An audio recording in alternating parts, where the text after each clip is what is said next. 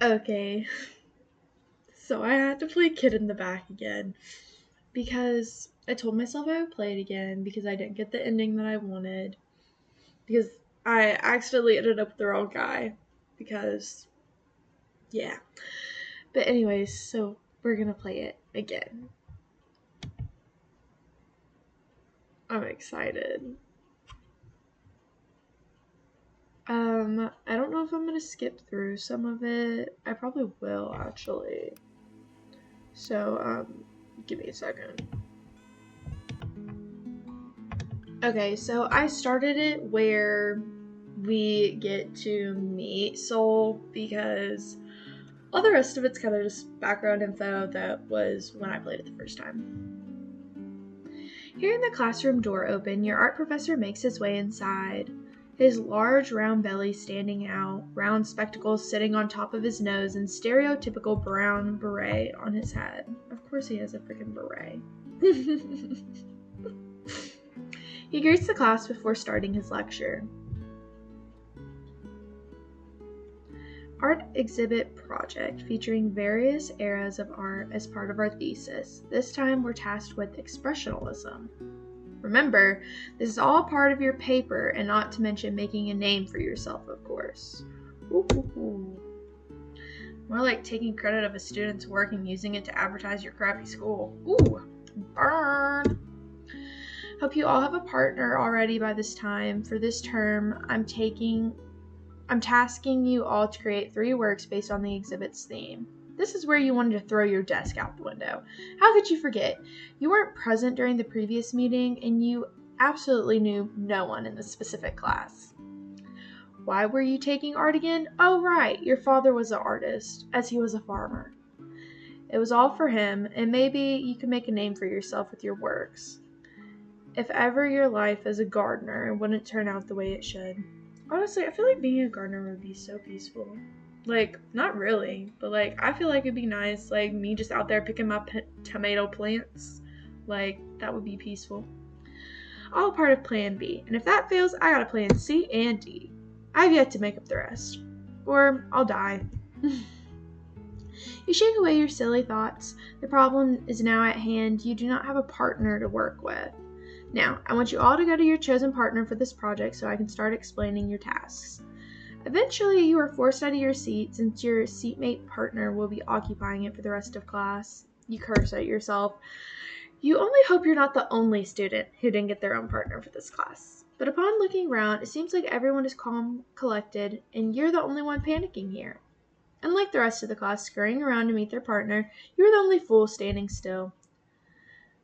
Note on the only one standing, because from the corner of the class there stood a single student not bothering to stand up from their seat. Their seatmate had left to pair with someone else, leaving a vacant spot. Is he not going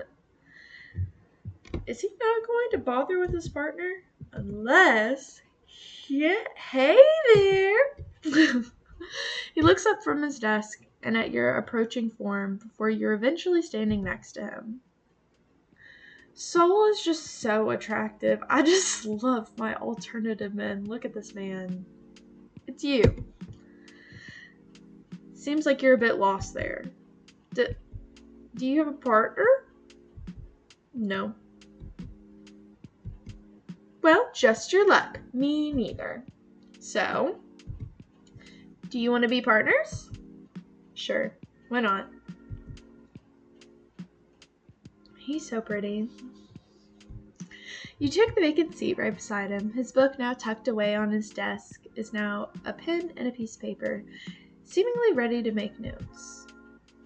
Hey, I never got to know your name.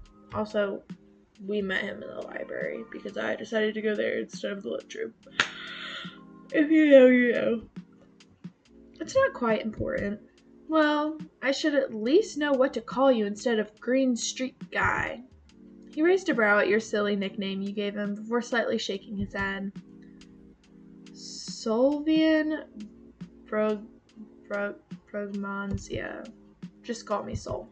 Perfect, because I cannot pronounce your last name. Sol.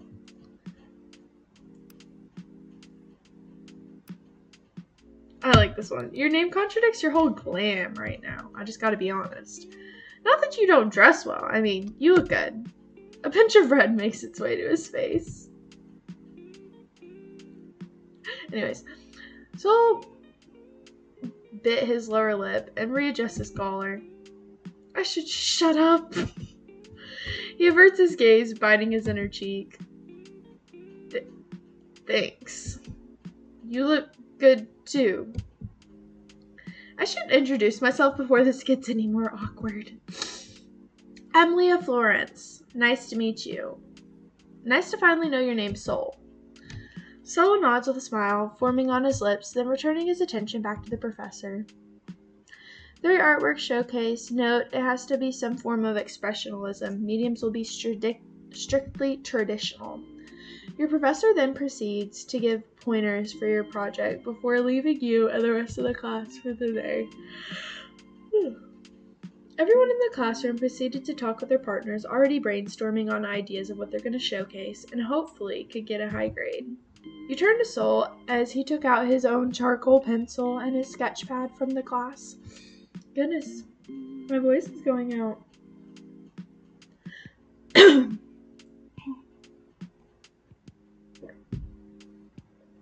Maybe that'll help. Some water.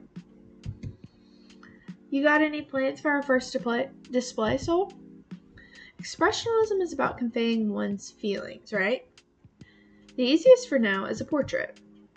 Let's use your face as an example. My face? He lets out a low chuckle. There, you're making that cute expression right now. That can be considered as expressionism. Are you flirting with me? Huh? He seems like he already has an idea of what to do. And judging from the half-filled sketchbook of his, he's quite familiar with the concept of art. Me, however, I actually do be drawing. I'm okay at art. So, Sol gives a small smile. I'd love to see some of your works then. So, would you like to draw my portrait first? Sure. Wait, let me get my things. You took out your sketch pad and a charcoal pencil as Sol relaxed on his seat. Would you like me to pose or do whatever you feel most comfortable in? All right. Your eyes scanned his face.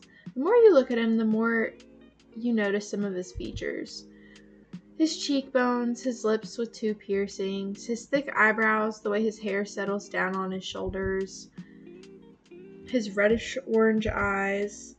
He's actually quite handsome.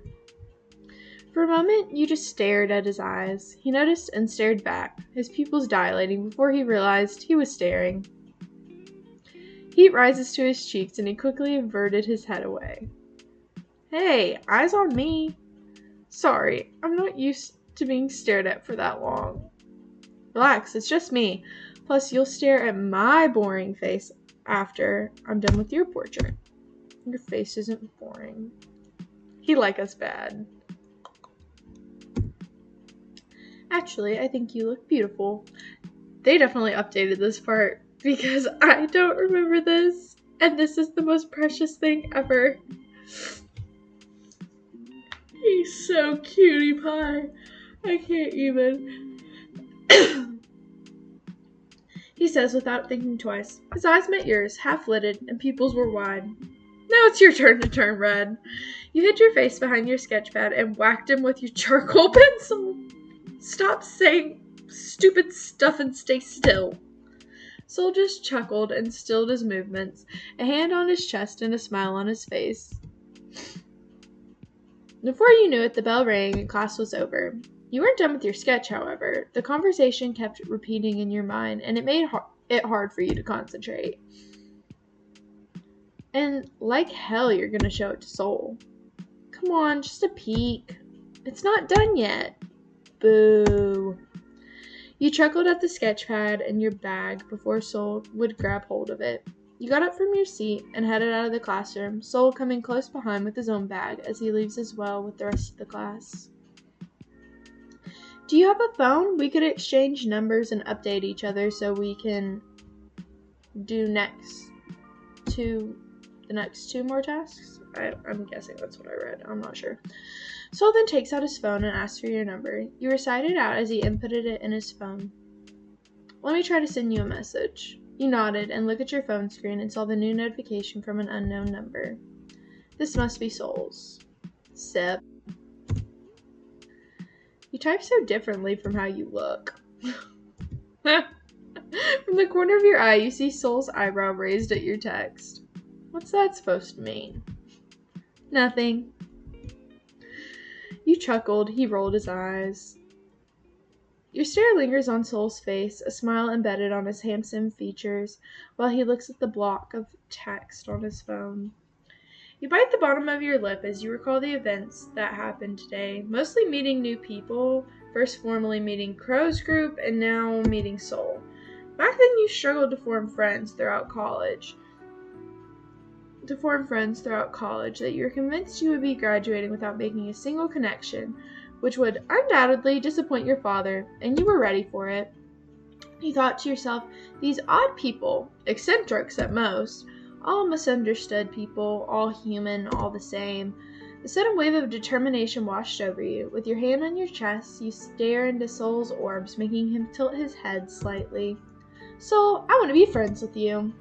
I can sense that people tend to misunderstand you and your overall personality. Yeah. Or were they? Because I'm pretty sure he's actually a stalker in this game. I kind of forgot he's not just a sweetie pie emo man. He's dangerous. You know, he can be a little dangerous. Sol is quiet, but his gaze remains on you with a lingering curiosity. But let me be different. I want to know you, and I want to understand you, if you let me. He blinked once, then twice, then chuckled, and he put his large hand on top of your head and then ruffled your hair. All right, then, let's mark today as the start of our wonderful friendship, Leah. You playfully pushed your hand off his head and nudged him on the shoulder. He lets out a small laugh at your poor attempt. As to you too, Solvian. I'm not saying Solvian. It's just Sol's fine, Leah. Well, I need to get going. See you tomorrow. Huh? Oh, of course. See you tomorrow, Leah. Giving Sol a wave goodbye, you make your way towards the school's exit. Look at him all happy. My darling. My sweet darling Leah. See you later, pumpkin. He's obsessed with us bad. I just know I made his day. I just know it. And that makes me like him anyways. As you walked through the hallway, your eyes caught on something on the nearby bulletin board. A poster was plastered on the large board. The Hallows Ball. Come enjoy the festive spirit of Hallows Eve. A Halloween party, huh? Seems promising. A sudden small vibration came from your pocket. Curious, you took out your phone, expecting another message from Sol, but it was from Crow. Your heart leaped from your chest, recalling the events that happened earlier this afternoon. Can we meet after class? I'll be at the gate up front. You didn't send a reply. Turning off your phone, you quickly made haste to the exit. You approached the school's gate, keeping an eye out for your friend. Sure enough, there stood Crow in all his glory, posture straight with his arms held behind his back, his bag neatly placed on the floor and his foot tapping on the concrete nervously. You yourself were growing nervous with each step you took as you drew closer and closer to him. When you reached his side, you made your presence known with a small greeting, and you noticed the way Crow's eyebrows were raised in mild surprise, as if not expecting you to actually show up before him. He cleared his throat before composing himself properly, his body now facing in your direction.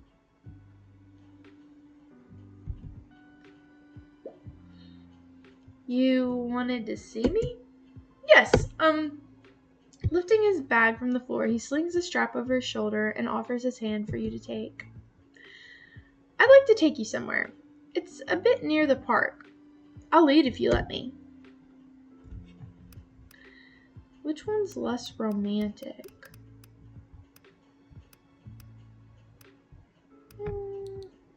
You took his hand in return. Crow wraps his fingers around yours. His nervous smile melts into a genuine, happier one before he leads both of you away from the school's gates and onto the street. See, my problem is whichever opportunity arises, I'm just gonna do it. And that is how I ended up with Crow the first round. And we're not doing that this one. Hold on, let's look at this. Okay, right now they're evenly paced. That's a good sign. Last time, it was very much so not evenly paced. There was just more opportunities to hang out with Crow.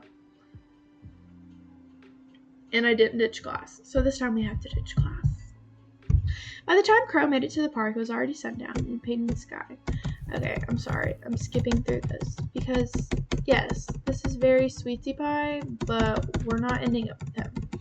So, we're skipping through it.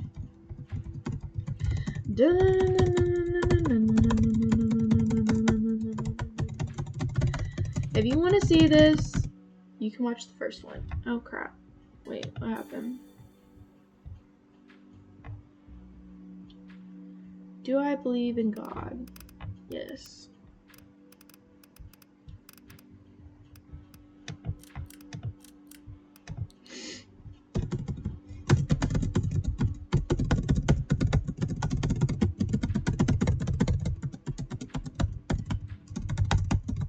Crow is very pretty though. He's a very pretty boy. Like, I can't even lie.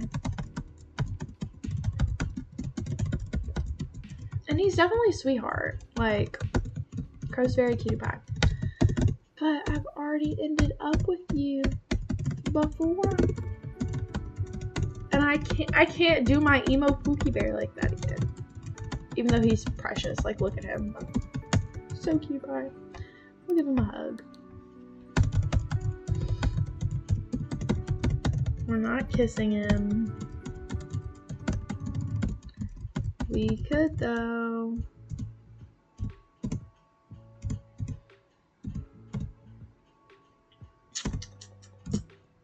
Okay. Time with Crow seemed to pass by so quickly. You arrived to your apartment complex before you knew it, and you make your way to the living room and throw your school bag into a random corner, immediately plopping down onto your sofa as you turn on the small television. Nothing interesting is going on. Nothing interesting's going on save for some food commercial and movie trailers. I don't know. The pizza looks good. Maybe I should order something. Reaching in your pocket and taking out your phone, you're about to dial the number of the television when a new notification bubble popped on your notification bar. It's from a group chat that you've never seen before. After scrutinizing it, you realize that it's Crow who added you to it. It was a group chat with the rest of his friends. You open it.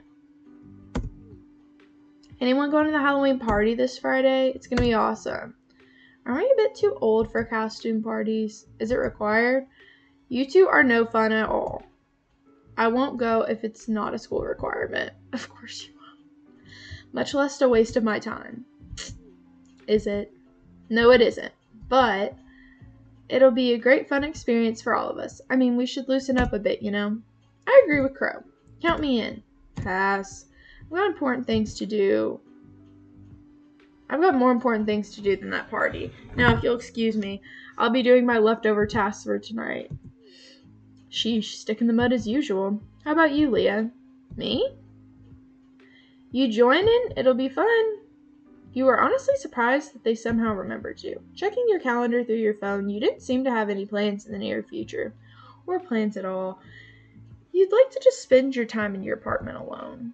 I mean, sure. That's great to hear. Crow seems happy about it, and you giggled. This also reminds you of something, or rather, someone. Opening another chat, you tapped into Soul's newly added contact and sent him a message by sending the image of the same poster Daryl sent. A Halloween party hosted by the school? Yeah. Not quite into parties. Oh. Well, that's alright. Just asking, that's all. Wait. If you're coming, then I'm coming as well. Really? Really. Do you plan on dressing up? I don't know, do you? I mean, it's a costume party, so why not? I'll try to think of something then. He doesn't care as long as he gets to spend time with us. I think that's very cute. You swear you can feel a smile behind those words. With a quick word of goodbye, you set your phone down when you heard your doorbell. That must be food delivery. Afterwards, you ate your dinner and prepared yourself for bed. You thought about the events that happened today, meeting the group, meeting Soul, and most especially your little hangout with Crow. Each and every moment is a special occasion on its own. Letting out a big yawn, you stretched your body. You turned to your laundry, slowly piling up, and scratched your head. We'll probably do laundry tomorrow. But for now, you plopped on the soft cushions of your bed, getting into a comfortable position and slowly dozing off as you closed your eyes, embracing sleep as the night goes on.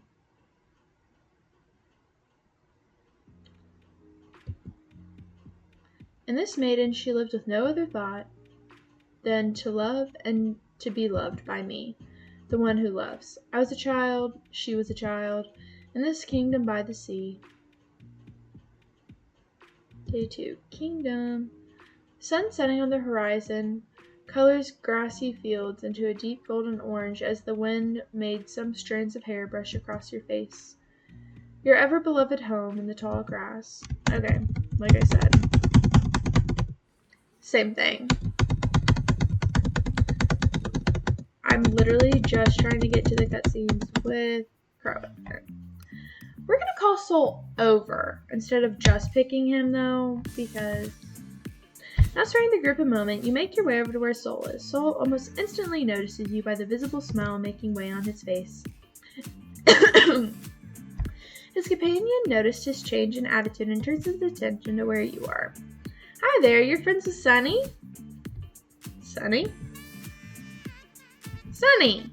He pats Soul on the back, causing the taller male to jerk slightly forward, and Soul gives him an irritated look. Observing by the way his face is slowly turning red. You know, because he's such a sunshine. He's sunny. I freaking love that. Let out a small giggle, shifting your eyes towards Soul as he catches your gaze on his. Upon landing eye contact, Soul quickly averts his gaze away from yours, holding his hands as he tries his hardest to hide his face away. Like a nickname? Yes, Sunny loves the nickname I gave him, right, Sunny? Soul remains silent, refusing to meet your gaze. That's adorable. For a moment, the three of you are silent, before a shorter male speaks up once more. You should have taste, Sunny. She's very pretty, like you said. A blush made its way to your face, scratching the back of your head as you bit your bottom lip to yet let out a small thank you. Anyways, nice to meet you. My name's Hugo. I'm this big old grumpy's best friend. Leah, pleasure to meet you too. He extends his hand for you to take, in which you merely accept, shaking it, and he puts it back on his side, a smile on his face as he did so. Then you hear the group's footsteps behind you. Hugo first notices the group behind you as he raises his head to meet one of their gazes. There you are, Leah. You just ran off like that. I got kind of worried. You with these people, Leah? Oh, that's right. Sorry for running off like that. Yeah. Soul, Hugo, these are my friends. You turn your body to face Crow and the others, while your gaze is still fixed on the duo. Crow gives the two a smile and a small wave. Daryl came up first, extending his hand for one of the two to take. Nice to meet you. I'm Daryl. If you haven't heard yet, I'm the ace of our school's football club, he said with a smile, and Hugo took his hand with a shake. I just freaking love Brittany. She's like an icon. Like, look at her. Look at her go with her hair. I'm obsessed. Anyways, following up is Brittany, and she just stares at the hand on her hip while Jess was fiddling her fingers as she stuck close to Brittany's side. Hey, how's it going? Hello. Between Brittany, Jess, and Daryl, it seems only the tall jock is the most enthusiastic out of all of them in this newfound friendship. I'm Hugo. I've heard about you, Daryl. Nice to meet you. Thankfully, Hugo returned the same energy as the jock. I'm Jericho, but people call me Crow. Nice to meet your acquaintance. Ooh, he's grumpy. Crow also handed out his hand for Soul to shake. However, Soul did not take it. I love my petty king. There was a slight awkwardness in the air between the two males, making Crow slowly retrace his hand back. No way! The atmosphere between the two, however, was cut short when Hugo gave out a loud gasp and marched towards Gio, who was way behind the group and a visible scowl on his face. Gio's eyes darkened as he tried to step back, but Hugo was quick on his feet as he engulfed the taller male into a hug.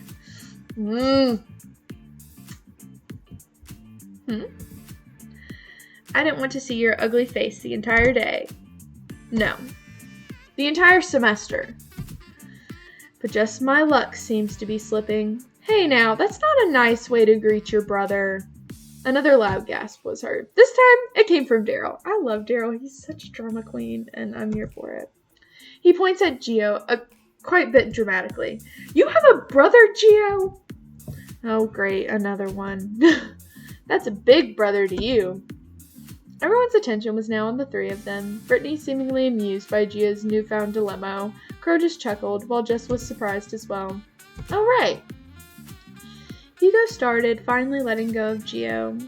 The said male was cursing under his breath as he composed himself and fixed his now ruffled hair as he walked towards you. We were actually going to the rooftop for lunch today. We were hoping that you want to come with us, he says, now standing beside Sol. Sol looks at you with anticipation. You will join them. I mean, sure. Oh, but I need to tell the others first if that's okay. Sure thing, take your time. Thinking and excusing yourself from the duo, you turn to the group, specifically to Crow. Nervousness suddenly engulfed you as you tapped the blue-eyed male on the shoulder. Crow tilted his head and turned his full attention to you. Isn't it right for me to go with them for today? I'm fine with it, Leah. Oh. He paused as if remembering something. But you have to ask Brittany for that as well. Upon hearing her name, Brittany turned her head towards you. You noticed a basket around her arm. Brittany, however, didn't give you a chance to ask. You can go ahead, Leah. You can join us whenever you want to. She gives you a smile, surprising you a bit. Yeah, Brittany looks like a mean girl, but I mean, she's actually nice. Like, I feel like she's just a nice girly pop.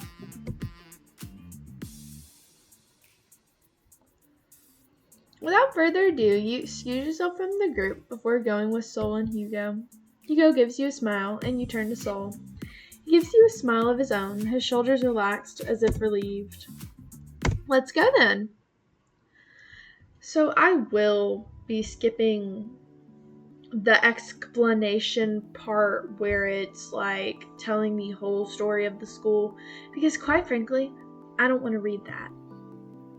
And it pissed me off when I had to do it the first time, so I'm definitely not doing it again. No. Hugo walks to his usual spot and got himself seated on the bench that you somehow never took notice of before. Sol follows along, in his hands a large wrap box that caught your interest. We're gonna sit beside Sol. Sol notices you from the corner of his eye, the edges of his lips moving upward. He pointed to the box nestled in Sol's hands. Is that your lunch, Sol? You can say that. Sol unwraps the cloth, showing you 3 bento boxes. He takes out the first bento that was settled on top before giving the second one to Hugo. Hugo happily accepts the box, thanking Sol before taking out his chopsticks. Gosh, can I freaking live? I'm guessing the answer is no. Opening the container, Hugo lets out an awe sound and his eyes sparkling, drool slowly seeping out of the corner of his open mouth. You actually listened, and did you cut these tiny sausages into octopuses? Keep your voice down, it's ringing in my ear. Wait, I need to take a picture of it. Placing the box gently into his laps, Hugo rummages through his pockets before taking out his phone. Opening his phone's camera, he flips it horizontally and then starts clicking away, 1 or 2 photos. Hugo lifts the container back to his hand, but not before turning to you and showing you what he keeps on gushing about. Oh my. It's adorable, Leah, isn't it? It is really cute, actually. There you see a various range of food with rice shape to match them all. Seaweed design on its face, along with the use of cabbage leaf to form its wings. Right below the moth are many sausages shaped like octopuses. Wonderfully.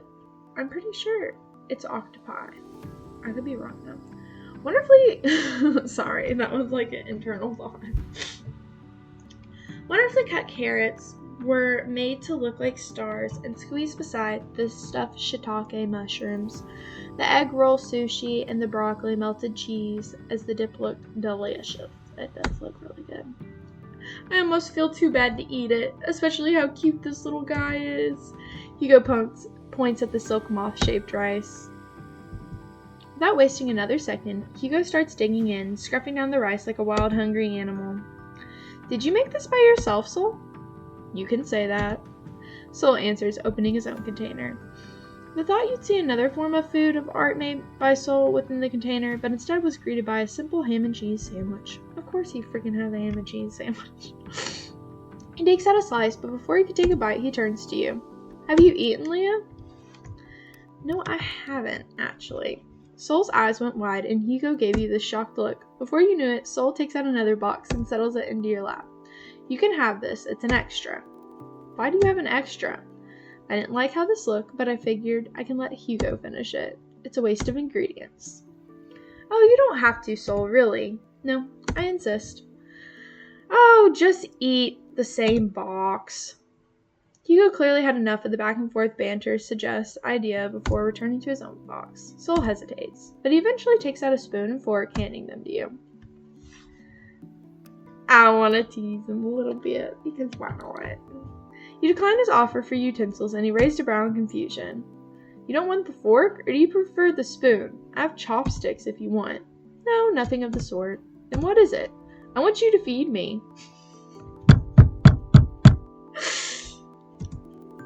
Man just short-circuited. Bad. I wasn't expecting that one. Sol's breath hitched, his face was bright red at your wild suggestion. Hugo gives you both side-eye as your proclamation was enough for him to actually stop eating and shoot you both a judgmental look as if saying, really, right in front of my bento box. He scoots away a bit from the two of you, not wanting to be part of your little fiasco as he returns to his own meal. Sol, however, was nervous for a bit, and his eyes still transfixed on yours, still couldn't believe what you asked him for.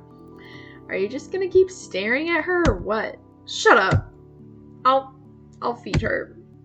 Sol takes the spoon in his hand a little bit too harshly and scoops out some rice and a piece of sausage, and his whole face is turning red to the point it reaches the tips of his ears. With a shaky hand, he lifts the spoon up for you to take. He took a bite and chewed. The mixture of flavors and how the rice remains warm and fluffy, and the sausage's savory taste help balance it out, sending a tingling feeling down your spine from your mouth. It's amazing. It is delicious. Sol, this is really good. Hugo nods along with you with gusto, food stuffed in one cheek like a hamster. I know, right? You'd honestly be surprised. Sol?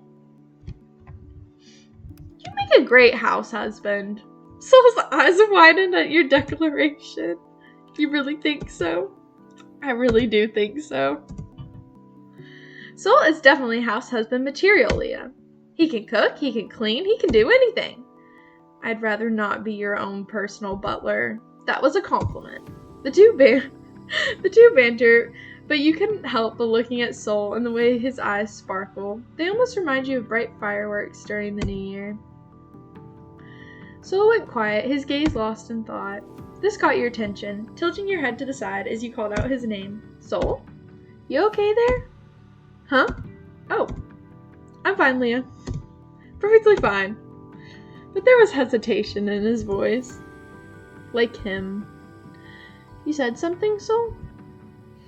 He clears his throat, his back straightened and his eyes closed. That person, the one with braids. Person. Does he mean Crow? You mean Crow? For a split second, his gaze darkens. Ooh, he does not like him. Yeah. Him. Can I ask you something? This confused you a bit. What made him interested all of a sudden? And towards Crow, nonetheless. Maybe you'd like to know more about him. Crow is known to be very friendly. Girl, look at this man's face. No. Sure, what is it you'd like to ask me? Do you Like him? Your heart drops and you nearly choked on your own spit. No! What makes you say that? You nervously laugh. Nothing of the sort. Hesitance lingered within his orange orbs, unsure if whether to believe you or not. Wanting to change the subject before he gets any more suspicious, you blurt out the same question he threw at you. How about you, Soul? Is there anyone you like? His smirk, the very same grin that he makes when he teases you, makes its way up to his handsome face. Why? You interested? As if. A wild blush erupts from your face as you try to diffuse this topic. Soul chuckles from the way you stammer and fidget, his gaze softening. So cute. He want us bad. Standing up from the bench, Hugo stretches out his limbs and paced a few steps forward before turning to look at you and Soul with his hands on his hips. Is this what you guys do every day? Or at least when you both get together? He raised a question, and Hugo turned his head with a slight tilt. What do you mean? You mean Soul giving me lunch? He just keeps forgetting to bring his own. Hugo pouts. And you never finish yours, so I do the honors of finishing good food. Thank you very much. Those bento box art. What inspired them, if you don't mind me asking? Oh, you didn't know? Shut it, Go-Go. Go-Go. Oh, now we're using the nickname now, Sunny. How sweet of you. You see, here, Leah, my old pal just makes food art like the typical artist that he is. But he never bothers to finish it, much less eat it. And he really likes cute things, like...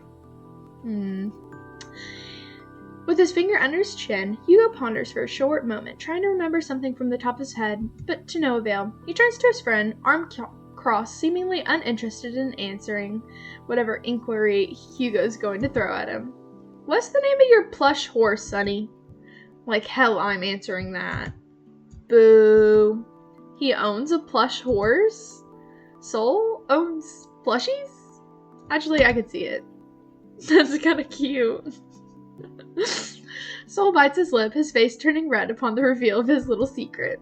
That's so cute. You're just full of surprises, Soul. He says nothing as he fixes his choker. The red blush tinting his face makes its way to the tops of his ears.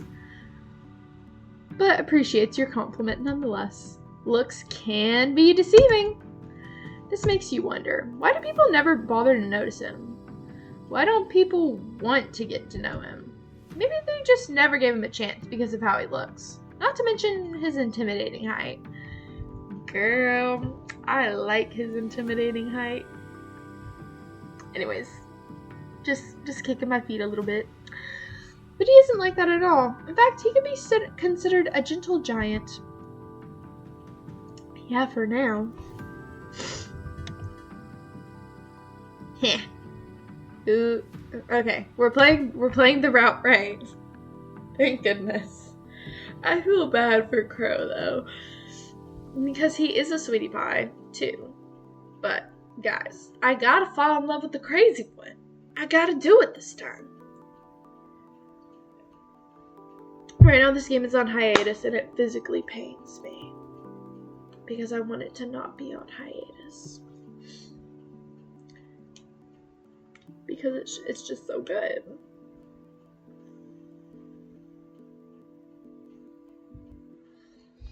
Time passed for a while, and now Hugo and Soul are both leaning against the railings, observing the view below them. Curious, you make your way to where they were. Hugo and Soul seem to be looking at something from below, their faces solemn and serious. Okay. Yeah, I'm not paying attention to this.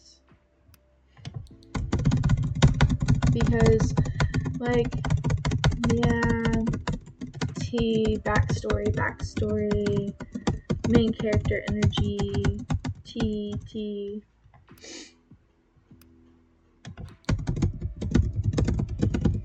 Anyways. The city is corrupted. More backstory stuff. Us being crazy, us being threatened, us saving our father core, us being amazing, us probably getting murdered, us losing our farm if we do not graduate or something like that. Honestly, I don't know. My father never really disclosed as to why we're in debt. I was so desperate not to lose my only home. Yeah.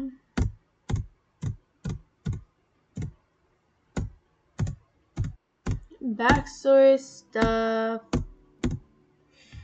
We miss our home a little bit. That's alright. It's so normal to feel a little homesick.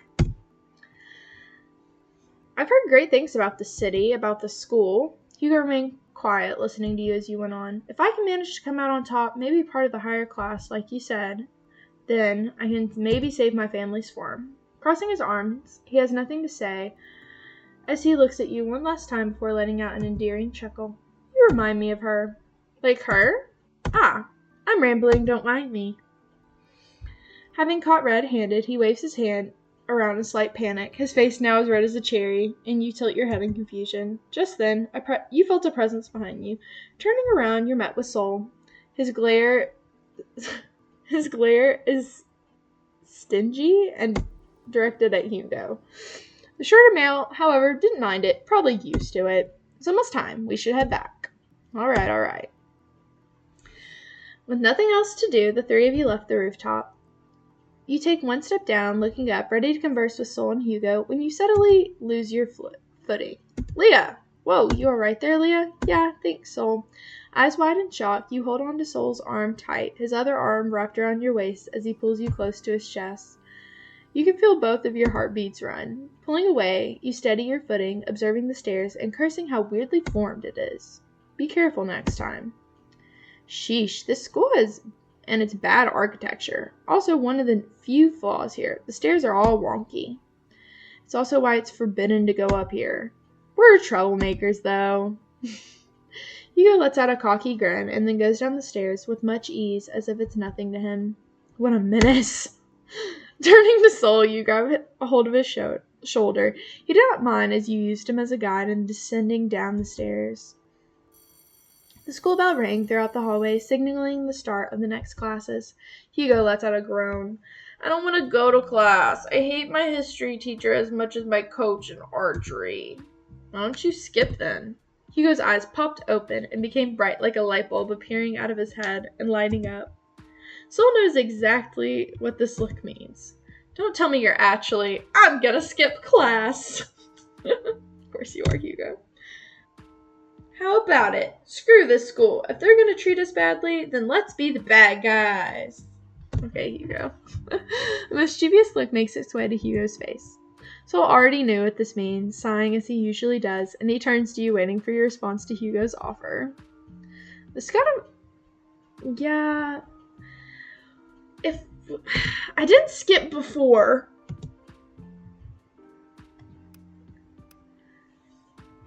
And that's how I ended up Crow. So we're gonna skip because it means we're hanging out with Sol, but I do not condone skipping class. Okay? Don't skip. Don't skip class. Okay? Okay. Thank you. Although, the idea of skipping seems kind of thrilling. You can't afford to skip this one. What? I thought I picked skip. Hold on.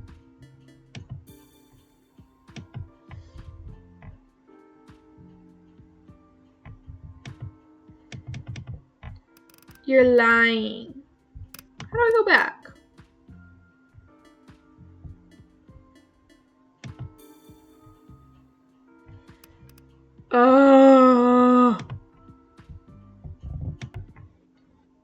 Okay. I fixed it. I don't know what happened, but it let me skip, so. Hugo lets out a small cheer and gives you a thumbs up. Sol gives you a cheeky smile of his own. But how do we do that, though? Obviously, we can't go through the entrance since it's closed and guarded. I know a way. Without wasting any more time, Sol leads the way, going through the back side of the school near the gardens. The edges, of course, they were barricaded by a tall iron fence. Sol finds a bush and pushes it aside, revealing a gaping hole. Well, that's quite convenient. Did you make this hole, Sol? He did. I did. Of course freaking Hugo did it. Hugo went ahead first through the hole. Sol waits for you first before following right after. The three of you went past the bushes and shrubs, leaves falling as you passed them, the red and orange leaves scattering to the ground as some making its way to your uniform, before you all eventually made it out and are met with pavement. So, where do we go? Hugo thought for a moment, looking around before pulling out his phone. Suddenly he lets out a gasp, scrolling through his phone faster, gripping on Sol's shoulder, earning him a hiss from the taller male. Sherlock Holmes is out! My ears. Oh yeah, that's the detective movie I keep seeing on the television. I thought that it wouldn't come out until next week. Did I set the date wrong? With that, Hugo started sprinting, leaving you and Sol behind. For the love of... Sol placed his hand on his hips before walking to where Hugo ran off as you followed. Hugo kept tapping away on his phone. His shoulders went slump. Guess he did get the date wrong. Shoving his phone in his back pocket, he turned to you and Sol, clasped his hands together, and put the biggest puppy eyes you've ever seen. We have to watch it. Can we, Leah? Can we, Sonny? Hugo begged. You can go ahead and watch the movie. I'm going to roam the arcade while you're at it. Hugo pouted. His eyes went half-lidded, and then the sparkle in his eyes was gone. But it's more fun when you're around. I know you like those crime videos you watch from time to time, so please. Sol, however, basing off his expression, is not in the mood. Hugo gives up and turns to you. How about you, Leah? Would you like to watch the movie with me? The ticket and food's on me, of course. Sorry, we're gonna go to the arcade with Hugo. Or not Hugo. We're not gonna watch the movie with Hugo. We're gonna go to the arcade with Sol. Because we're trying to get with him, obvi. Hugo shrugs. Alright, go on your little impromptu date then. Besides, I don't want a third wheel anyway. Date? You're the one who decided we should skip class and do whatever we want. Yeah, and I want to watch a movie. Well, don't let me stop you two. Hugo stuck his tongue out his Sol, and then the said male only rolled his eyes. Well, I'll be heading out now. I'll just give you guys a call on where to meet. Sure. You and Hugo parted ways. He gave you both a wave before heading in a different direction. Sol turns to you. Should we get going, Leah? Of course. Cool. I love this person's art. Like, it's just so good. The game's art is just so good. I just like it. The flashing neon lights of the arcade's exterior lights your way. The sound of each arcade machine reaching your ears. I've never been in here before. Is this place new? Not really. It's just hidden within the city. I see. Do you get out a lot, Sol? You seem to know places. I know places because I get my butt dragged by Hugo. Is that so? You laughed, and Sol just shrugged as he shook his head. He takes out a few coins from his pocket before handing it to you. They were tokens. So, which one are you going to play first? Wow, you came in prepared. As always. Come on.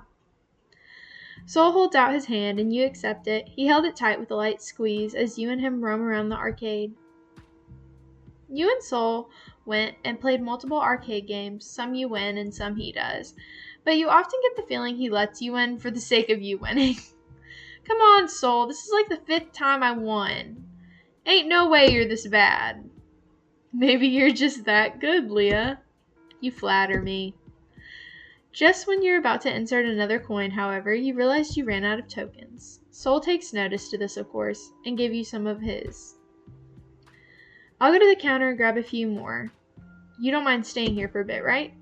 Oh. How much should I pay you for the tokens? It's on me. Don't worry about it. Bare minimum, guys. You pay for the date if you take me on the date and you want me to stay interested. Wait here. Giving you one last look, he hurriedly ran around the corner. You looked around the area. Dinging sounds from various machines filled the arcade.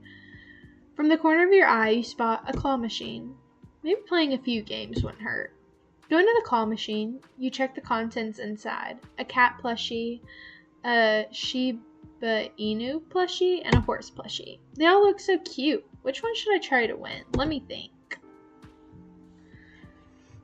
I kind of want to win the cat one, because I don't know what this is. But we could match with him. I try for the cat plush. It looks cute. Setting your eyes on the prize, you insert the token in the coin slot. The machine whirls to life as you take the joystick and focus on the cat plush. Okay, one more time. Again. I'm so bad at this. Suddenly, you feel an intimidating presence right behind you. What the crap? Tall young man. Well, well, well. What do we have here? You turned around and you're met with a tall figure, a cocky smirk on his face. He looks well off, like those typical spoiled rich kids you see in the movies. His hair is a bit tousled, with two men you assume are his bodyguards beside him. He reeks of tobacco, making you gag. You say nothing, but you try to move away from his sight. But you are spotted by another tall figure. You're guessing he was with this butthole. Now, where do you think you're going there, sweetheart? You alone? Yes, and I would pretty much prefer to be alone. The man, however, did not listen. Why don't you come with me and I'll show you how these games are played? He raised his hand to reach your shoulders. Before he could touch you, however, you kicked him between the legs. Yeah! Yeah, Leah! Get him! He doubled down over and clenched his lower region, a groan escaping his lips. His goons were taken aback and rushed to help him. Now's my chance. Don't let her get away! Multiple heavy footsteps were coming after you as you ran. You turned every corner you could, trying to make them lose you, but 3 against 1 is not a good match. Anyone, please, someone help! You pleaded with the multiple sound effects and music from the machine with the arcade drowns out your pleas. You cursed under your breath as you focused on running. All you could think about in the moment is how to get out. Where's Soul? You managed to get out of the arcade, but you can still clearly hear the man and his goons on your tail. You looked around and you found a few toilet stalls. You rushed towards it, got in the stall, and hurriedly opening and locking it as soon as you got in. The place stinks, but you didn't give it another thought as the beating of your heartbeat rings through your ears, tears filling the corners of your eyes. You hear footsteps. Find her! Hey, drama queen. The man's voice echoed. You tried to think of something, and you thought of calling Soul. You quickly took out your phone. No signal. Are you for real right now? You can hear how aggressively they tore open each stall as they creeped closer and closer to where you were. Anyone? Please. Here you are. No, please. You've been a very bad girl, but don't worry. You can make it up to me by doing me a favor. Screw you and your favors. I've been kind to you, but it seems you want to do it the hard way. He forcefully grabs the edge of your uniform. Your eyes went wide as your fingers went cold. You grab hold of his wrist as you try to push him away. He's too strong. He forcefully lifts up your uniform, revealing your stomach to him. You're going to give me a good time, little darling. Boys, hold her down. Hey, okay. Gonna have to put a trigger warning in this. No, screw off, let me go. The tears were hanging by, finally fell down your cheeks as you tried to stop him from going any further. 2 larger men with him held you down as you tried to struggle, but to no avail, your vision slowly being blinded by the hot tears that were filling up. It's no use, his grip's too strong, and there's no one near to hear me. You closed your eyes shut. Please just end quickly. What? Why are you here? Judging from the impact, the man's body was jerked off of you as soon as he was thrown to the side. You hear flesh hitting flesh. And another one. I just know that's my man. That's enough, Soul. Not yet. That's enough. You broke his nose already. No. Soul. That's enough. Leah needs your help. At the mention of your name, the familiar reddish-orange eyes went wide and opened before turning to you. Soul quickly went to your side, his eyes wide with shock, before crouching down and giving you a hug, his shoulders shaking as he embraces you. You said nothing, however, too stunned to speak to what transpired before you. The man now lay still on the ground, a pool of blood seeping out of him. The rest of his goons passed out on some random corner. You looked up and you're met with two familiar eyes of Hugo. But they weren't the kind ones you usually see on his face. His eyes twitched as he sighed, trying to hide his visible irritation, but failing. He looks around at the mess Sol made before turning back to check up on you. He said nothing, hands in his pockets while he looks down at you in Sol's embrace. It's getting quite late. We should head home. Hugo tapped Sol's shoulder, making the tall male bury his face farther between your neck before eventually letting you go. Oh, he's so worried about us, and he protected us. Batting my eyelashes at this beautiful man.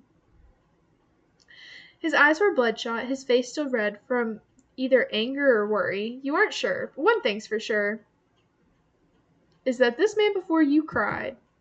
Aw, he cried for you. See, and just like that, I'm folded like a lawn chair. Like, I'd fold so fast. I'd be like, but it's okay, because he was protecting me. I'm sorry. I shouldn't have left you. Sol? Thank you for saving me. You reach out to cup his cheek, and he flinches at the touch. He's so precious. I'm obsessed with him so bad. The tears that he was trying to hold back now flowing freely onto his cheeks. He eventually relaxed as he closed his eyes and leaned onto your hand as he held it. I don't know what I'll do if... It's okay. It's all right. Not us comforting him. Here. Beside you, Hugo extended his hand for you to take. You took Hugo's hand as he helped you up, and Sol stands as well, but backs away from you a few steps. We should head back home. It's quite late, after all. Both you and Sol didn't say anything, but you nod along. Hugo gives you both a smile before walking away.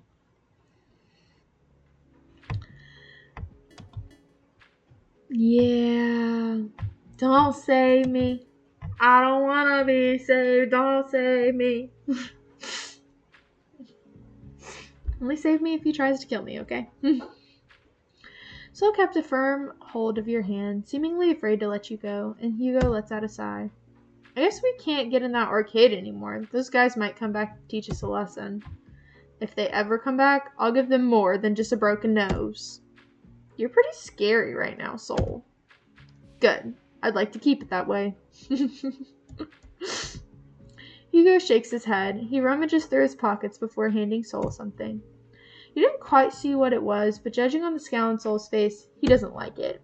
I told you these don't work anymore. It's because you aren't taking it, you fool. Now take it tonight. Sol grumbled like a child who got scolded before taking whatever Hugo gave him and tucked it in his back pocket. We're just going to play this until we get to the end of the demo. It might be a while, guys. Forewarning. Because I'm pretty sure they updated it. So, who knows. Anyways, your place is just around the corner. You should head back as soon as possible. I'll be taking Leah home. Sol's eyes narrowed, went from holding your hand to wrapping his arm around yours in a possessive manner as he leaned closer and glared at Hugo. No, I can walk her home. Clearly, you're not in condition to fight again. I can fight again. There was something in Hugo's eyes that made your blood run cold. The usual happy-go-lucky expression he had on his face was gone. You take a look back at Sol, noticing how unfazed he seemed, as if challenging Hugo. Why would I let Hugo walk me home?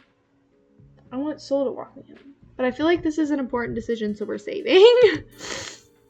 Don't save me. I don't wanna be saved. Don't save me. Okay. We're gonna let Sol walk us home. Both of them looked at you in surprise. Oh my gosh, look at his eyes. Hugo seemed to disapprove of your choice, while Sol's whole demeanor shifted from shock to cocky as he slowly turned his head to his shorter friend. You heard her. Hugo, I can handle this. I can walk Leah home. Leah trusts me. I want you to trust me too. Hugo looked at his friend in wild disbelief, almost as if offended by what Sol said. You took notice the way his fist tightened, causing his veins to bulge from the force he exerted. Okay, why are we mad about this? I'm still very confused.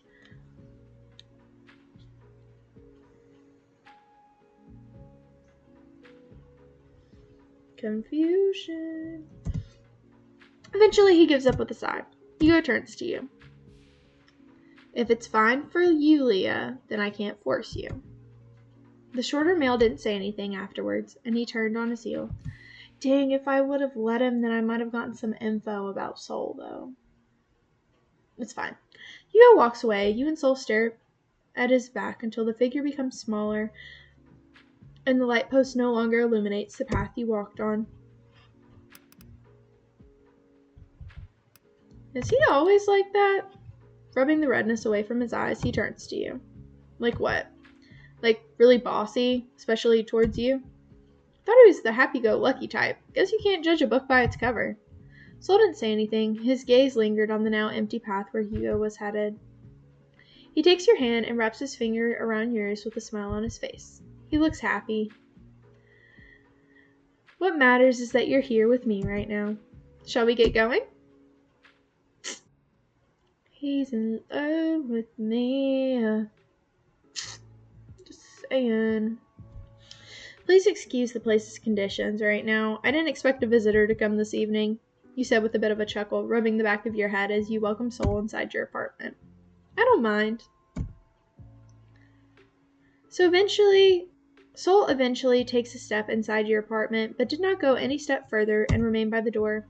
His figure was a bit stiff as he lingered by the entrance. Maybe he needs some convincing that it's alright to come in? Taking a hold of Soul's hand, you lead him to the living room and make him sit on the couch. His whole demeanor, however, still remained rigid. You don't need to be so stiff, Soul. Just make yourself at home. Sorry, I'm just not used to being in other people's spaces, much less their homes. Really? Not even Hugo's? Soul just shakes his head, and you begin to ponder. However, your train of thought was cut short when Soul started flexing his knuckles. That's right. Stop what you're doing and wait here. I'm grabbing the medical kit. And don't you dare strain your fists any further. You really don't have to do all of this, Leah. You tutted, placing your hands on your hips. My house, my rules. Plus, I did insist on treating your wounds. Soul didn't say anything, but just let his hands relax. He looks a bit stiff, but through your words, he loosened his shoulders a tad bit.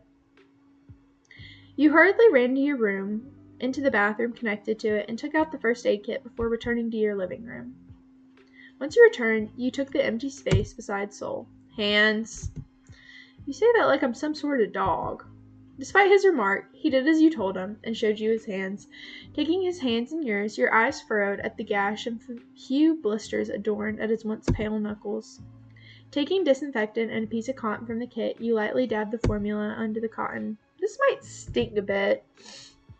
Soul didn't say anything. Taking it as a sign to proceed, you gently dabbed the cotton on the bruise on his knuckles, earning a few hisses here and there from him. You did the same to his other hand, but this time he was silent, seemingly used to the stinging pain. After disinfecting the wound, you took out some gauze and bandages and wrapped them around his knuckles. You were busy wrapping the bandage that you failed to notice how he kept looking at you while you were patching him up. You only realized this when you finished wrapping his hands, and you looked up, and your eyes met with his reddish-orange orbs. Orbs that reminded you of summer daisies of a rare breed. The word summer doesn't really quite fit him. Instead, he reminds you of the harsh, cold winds of fall. Despite his icy exterior, he has shown you nothing but warmth, like a fuzzy scarf to shield you from the freezing autumn winds. Girl, he's so cute. I can change him. I can fix him. It is fine if he's with me. It's okay. It's okay. He hasn't let go of his hand for years yet. Should I?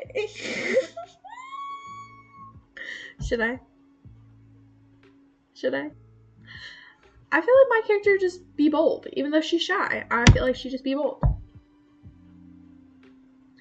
You have no idea what made you do this next, but you raised his hand in yours and pressed your lips on his bandaged knuckles. He did not jerk his hand away, but the look of pure shock was displayed on his face. His face went red while his eyes grew wide like saucers. Maybe I just like seeing him flustered. And that's why I keep choosing this. I just think it's so cute. Look at his little red face. It's adorable. Like, look at him. Anyways. Sol lets out a low, nervous cough, tilting his head to the side in a shy manner. I'm not a kid anymore, you know. But it makes you feel better, right? You let out a chuckle. His silence was enough confirmation. You eventually let go of his hand, and he pouted when you did. You stood up from the couch, your gaze lingering on his sitting figure. Do you need anything else, Sol?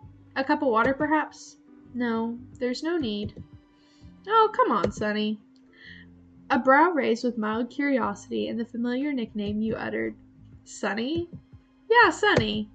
There was a slight pause. The air was still. You felt nervousness starting to crawl up your skin. You rubbed the back of your neck. Sorry. I guess it's quite too bold to casually give you a nickname all of a sudden. No, it's just that I'm not used to hearing that. I'm just used to hearing that from Hugo's mouth. Well, only from Hugo. How about you calling me something else? You don't mind a nickname? If Hugo's gonna give me one, why not? I want to give him a nickname. Oh, dang it. I have to choose.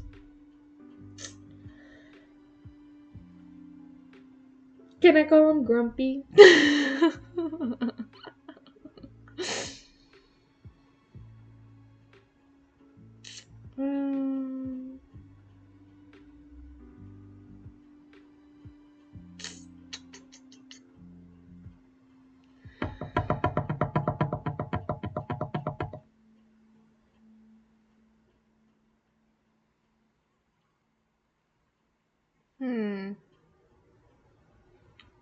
I kind of want to call him Benny, because his name's Sullivan.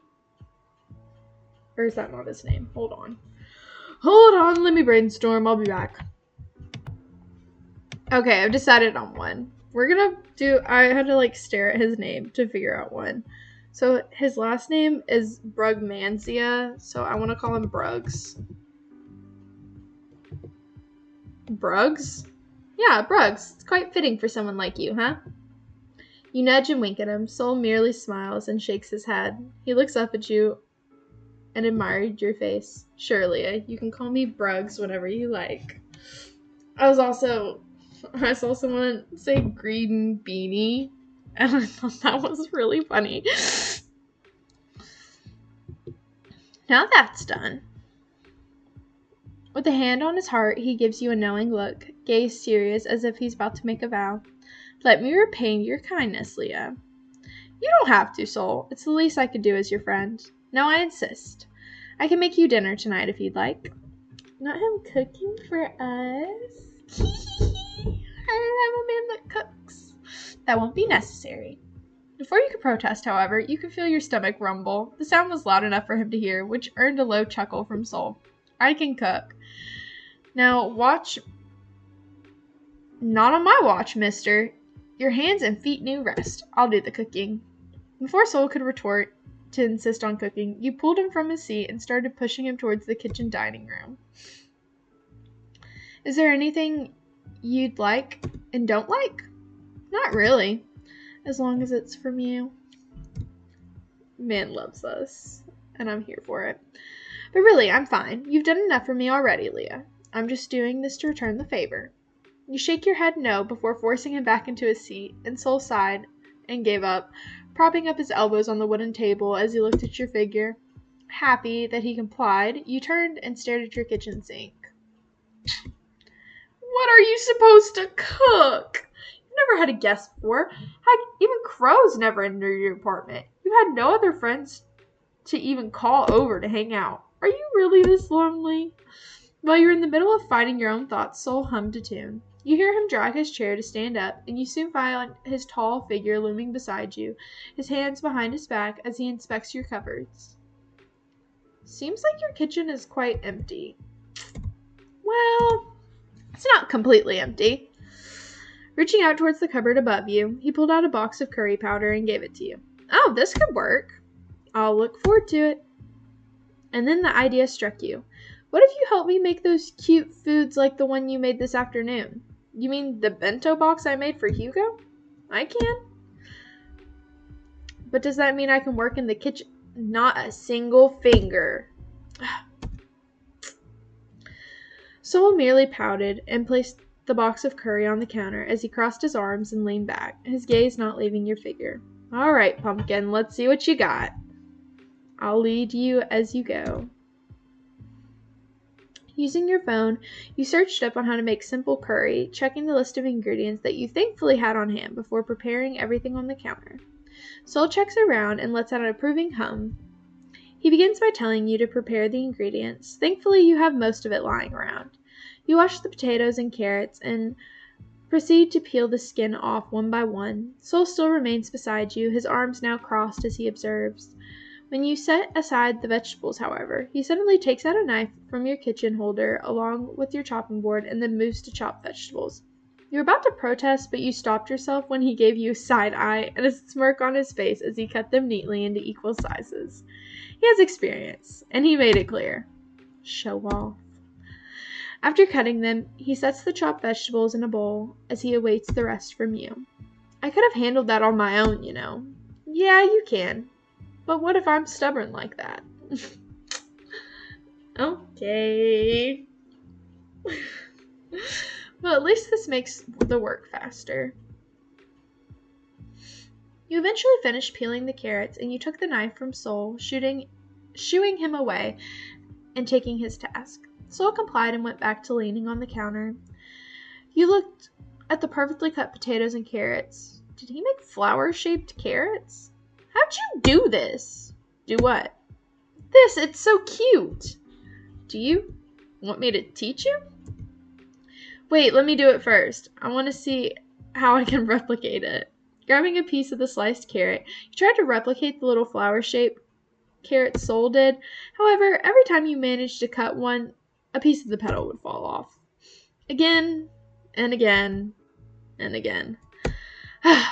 You placed the knife down and lifted your sleeve up and continued on. You were too focused on trying to cut a piece of carrot to fully realize a pair of bandaged hands were now on top of yours.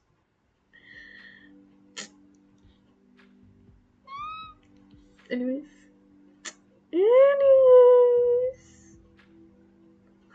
Sol's figure loomed behind you, his torso pressed close to your back as he leaned his face right next to yours. His breath fanned your cheek while you stand frozen. You can feel heat slowly rising up your cheeks. Calm down. Let me help you. With his guidance, he leads you with the utmost care. Don't cut too much. That's how you managed to accidentally cut off a petal. Do this instead. You can't focus. Your heart was beating too fast. The rumble of his chest whenever he speaks echoes through you. You can feel his heartbeat as well. It was beating fast, just like yours. You let him lead you like a puppet to its master. There, this looks better. You were too distracted by his overall presence that you didn't realize that the once round carrot was now in the shape of a blossom. Girl, I'd be distracted too. What do you mean? How could you not be distracted? It only hits you once he stepped out, his arms around you gone, and was off your back. You look down at the masterpiece before you. You make them so pretty.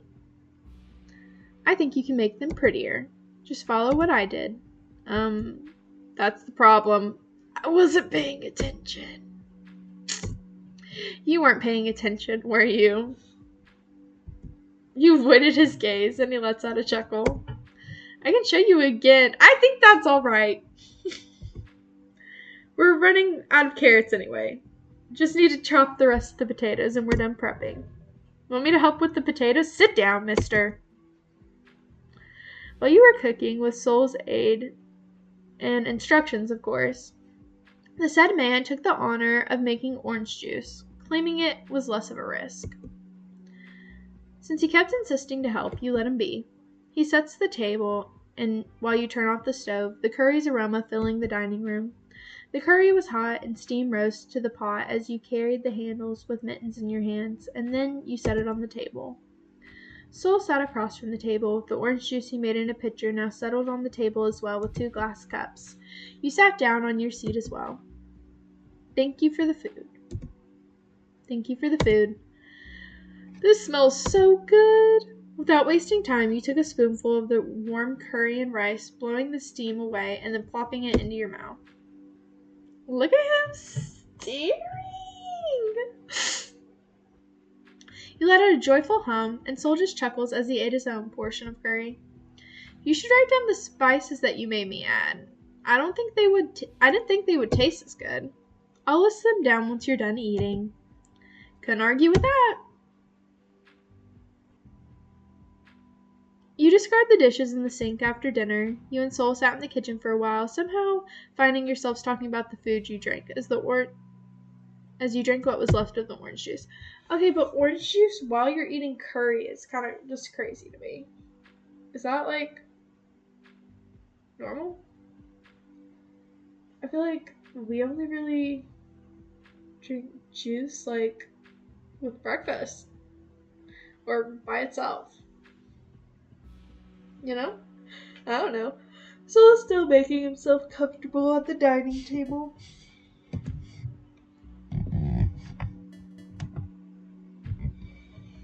I can send you a few of my favorite dishes if you want to try them. That would be great. I'd like to learn more from you if given the time. Of course, anything for you, Leah. Sol smiles at you. You look back at what happened today and how much he's been with you. From making you feel safe to making you laugh to actually protecting you. Now he's just casually helped you make dinner, even though you just bandaged his wound like any other normal person would do. Cooking with him, dining with him, it all seems so domesticated, like you and him are. You took another swig of orange juice, chugging it down to the last drop and catching Sol by surprise. You feel your heartbeat quicken as the familiar warmth of your face is heating up again. You let out a yawn. Oh, excuse me. What time is it? It's 8:45. That late already? 8:45 is not late. I've been taking too much of your time, Sol. You need to go home. It's a school day tomorrow. Did he just drug us? Or are we just tired? You rub your eyes and another yawn escapes your lips. No, don't worry about it too much, Leah. I feel quite happy you let me in and treated my wounds. Not to mention sharing dinner as well. Sol wanted to say something, but he stops himself before he could utter the words in his mind. Instead, he leaned closer. His eyes half-lidded as he looked at you expectantly. Why are there 3 of him? Why did he drug us? Are you serious? Your head's getting dizzy. You seem tired, Pumpkin. No, I'm fine. Let me get you the door. Your eyelids felt heavy from the sudden creeping drowsiness that wrapped around you. You rubbed your eyes, trying to shake off that heavy feeling. Your hand lost its strength. Something slipped and a glass shattered onto the floor. Beyond your fading vision, you caught Sol's smile, his hand pushing away the glass of orange juice that he had never touched. Hugo was probably telling him to take antipsychotics. And I'm an idiot. Why? Why do they keep drugging us? I just don't understand. It's like, I already liked you anyways. Why are you kidnapping me? Just a question. Just want to know.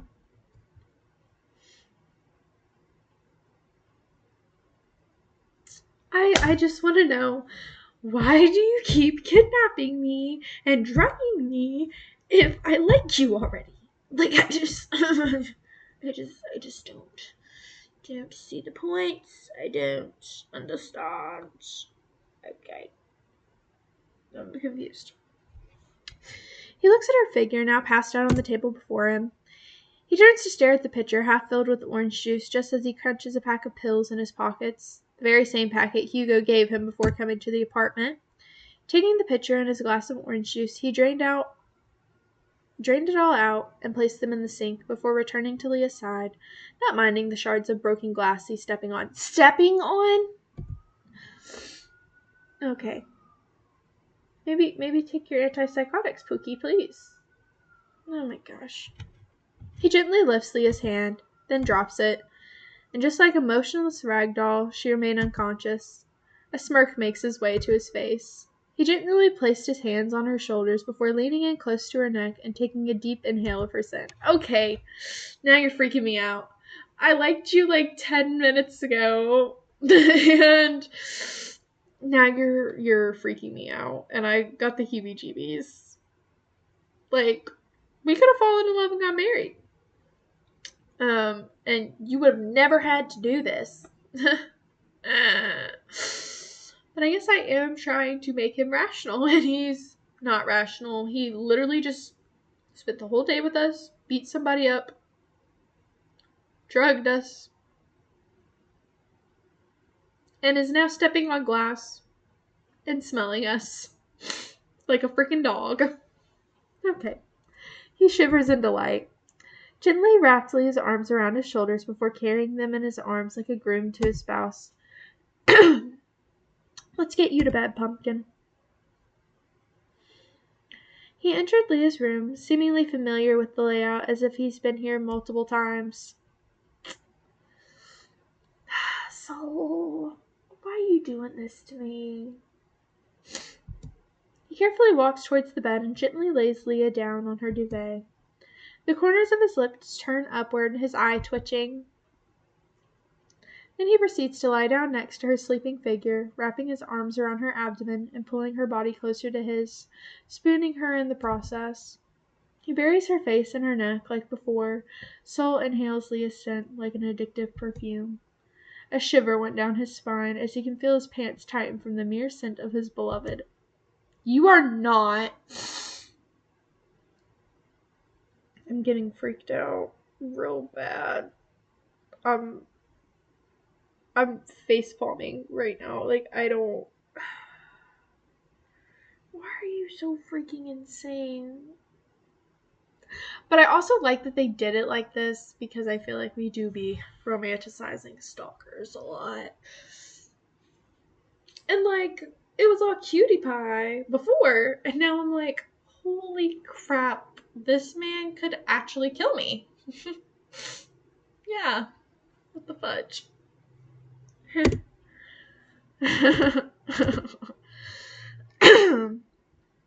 Oh, my darling Leah. I feel so flattered that you trust me so much, despite meeting me yesterday. Isn't this enough proof that you're meant to be mine, that I was meant to be yours? Your soul resonates with mine. He makes himself comfortable, his arm still wrapped around, keeping his gaze on the apple of his eye. A wicked smile still settled on his face. He snuggled closer, hearing Leah's steady heartbeat through the veins of her neck. I love you so much, Leah. I want you to realize. I want your soul to realize. I know that'll take some time, but I'm getting impatient, sweetheart.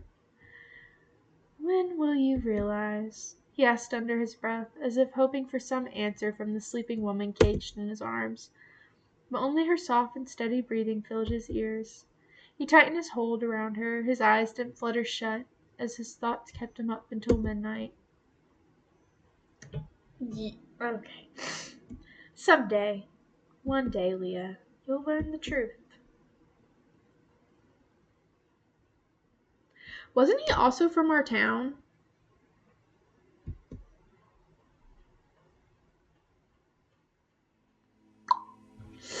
You're freaking insane.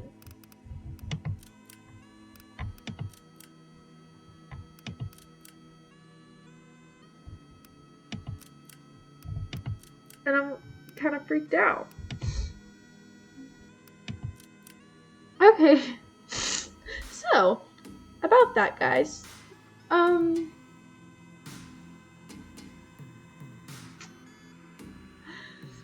know how I feel about my Pookie Bear anymore. He kind of just stressed me out bad. Like bad. But he's still Pook Bear, so I'm not sure.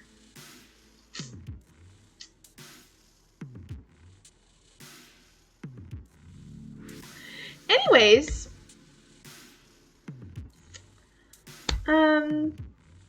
yeah.